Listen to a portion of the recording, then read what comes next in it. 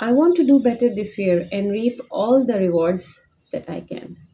These Are some of the thoughts that we often try to achieve as we look into the remaining days before Ramadan. The challenge is to stay motivated and retain consistency. Some of us tend to feel unmotivated as early as the first week of Ramadan. Assalamu-o-Alaykum everyone. I am Hannah and this is my channel Hijabi Hannah. I welcome you all. So this is a series about Boost Your Ramzan with me, Hijabi Hannah, Little Muslim Scholars and 6 guest hosts. I'll be tagging them along.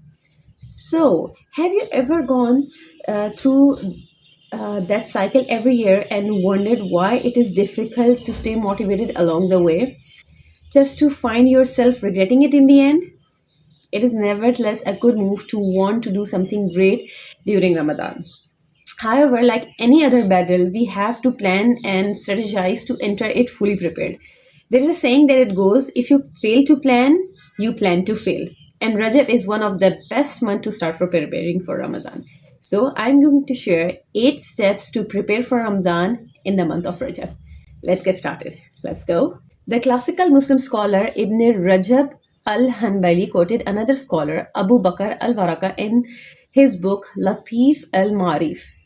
Rajab is the month of cultivation, Syaaban is the month of irrigating the fields, and Ramadan is the month of reaping and harvesting. Yes, what a beautiful saying. This means with the proper preparation and effort, particularly in the month of Rajab, achieving the best Ramadan experience by Allah's will. Preparation has to start right now. So here are 8 simple steps that you can follow to prepare for the Ramadan. Number 1 is prepare a checklist. You have to write down your goals instead of relying solely on a mental checklist. Pen down your checklist of what would you like to achieve in Ramadan. By doing so, you are subconsciously recording it in your mind as well. Then hang the checklist where you can see it each and every day. This is constantly remind you of your goals. The second step is set realistic goal. Set the goals you would like to achieve, but make sure they are practical. It's okay to set a goal as simple as donating or reading a page of the Quran every day. Instead of focusing on the number of ibadah, why don't we focus on the consistency of the ibadah, that is worship. The third step is to do revision to internalize the meaning of Ramadan. Start by reading on the virtues of Ramadan to internalize the meaning of fasting. For example, you could read about the multiple grades of fasting in Inner Dimensions of Islamic Worship, a book that consists of selection from Imam Ghazali's Ihya Ulum, the Revival of Islamic Sciences. Beside that, revise the supplication and other types of remembrance of Allah that we can recite during the Ramadan. It will be helpful to know when and how to do these acts of worship.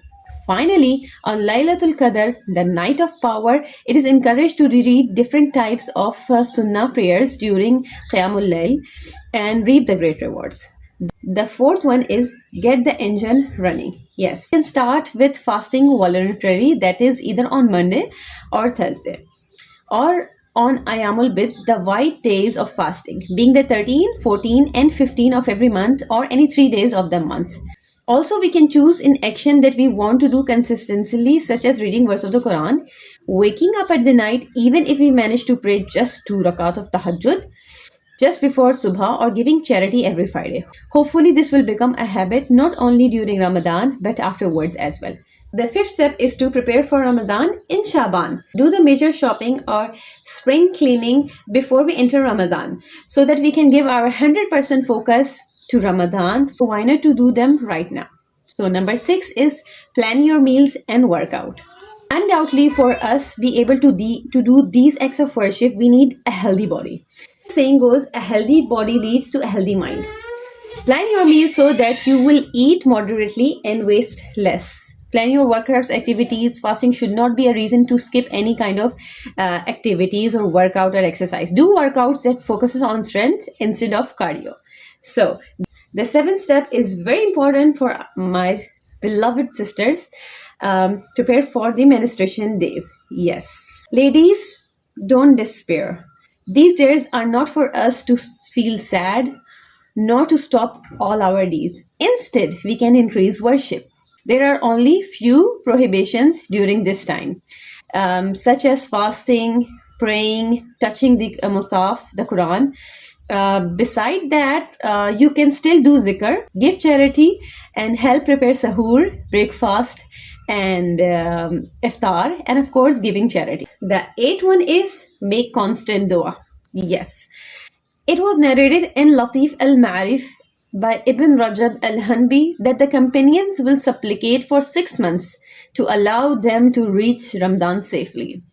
Then they will pray for another 6 months after Ramadan that may Allah accept from them their act of worship. Observe in the month of Ramadan, we can recite the following dua: Allahumma barak lana fi Rajab wa Syaaban wa balaghna Ramadan. O Allah, make the months of Rajab and Syaaban blessed for us, and let us reach the month of Ramadan. Inshallah. Ameen. After all, it is the blessing of Ramadan that we earn all year. So in preparing to reap the rewards, let's turn to Him and ask from the most giving. Allah, may Allah eases our preparations to meet the holy month this year, and may Allah subhanahu wa ta'ala accept all our deeds, inshallah. Hopefully these 8 steps will work out for you. I'm going to list down all the steps below and some of the commentary I made in this video for you to easy to read out and follow the steps.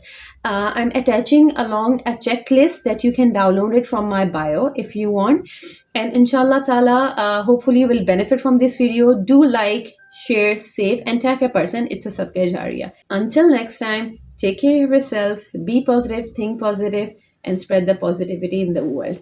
Make lots of dua for the people of Syria and Turkey and the people surrounding who were hit by the earthquake. May Allah make it easy for them. May Allah save them all, inshallah. Until next time, take care, leaving you with a positive note. Assalam.